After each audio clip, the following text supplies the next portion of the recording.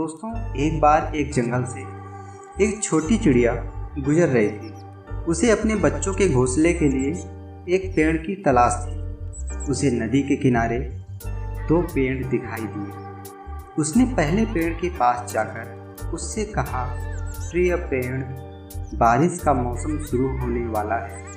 क्या मैं और मेरे बच्चे आपकी टहनी में घोंसला बनाकर शरण ले सकते हैं?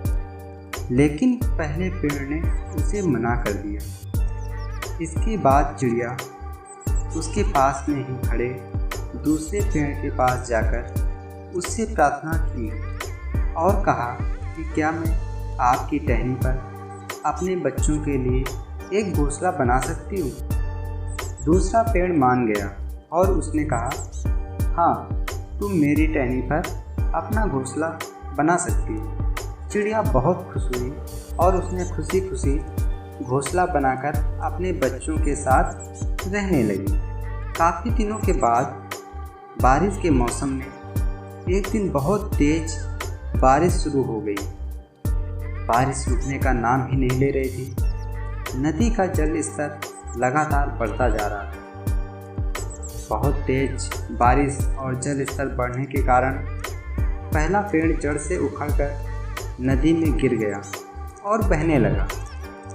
यह देखकर चिड़िया पेड़ से कहती है कि जब मैं और मेरे बच्चे तुम्हारे पास शरण मांगने आए तो तुमने मना कर दिया था।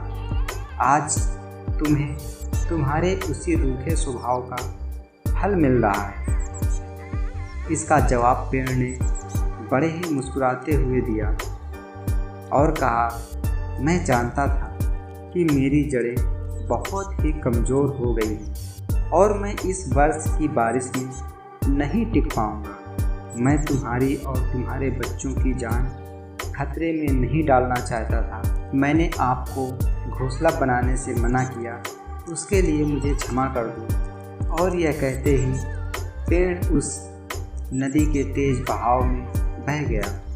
दोस्तों, किसी के इनकार को उनकी कठोरता मत समझिए। क्या पता उनके इसी इनकार में आपकी भलाई छिपी हो। कौन किस परिस्थिति में हो शायद हम ना समझ पाएं। इसलिए उनके चरित्र और वर्तमान शैली को वर्तमान व्यवहार से ना तोलें।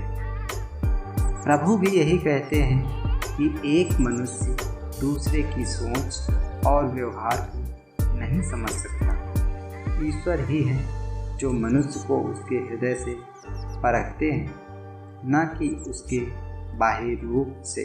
तो आइए दूसरों को ऊंच नीच की भावना से न देखकर सबको भाईचारे की नज़र से देखें।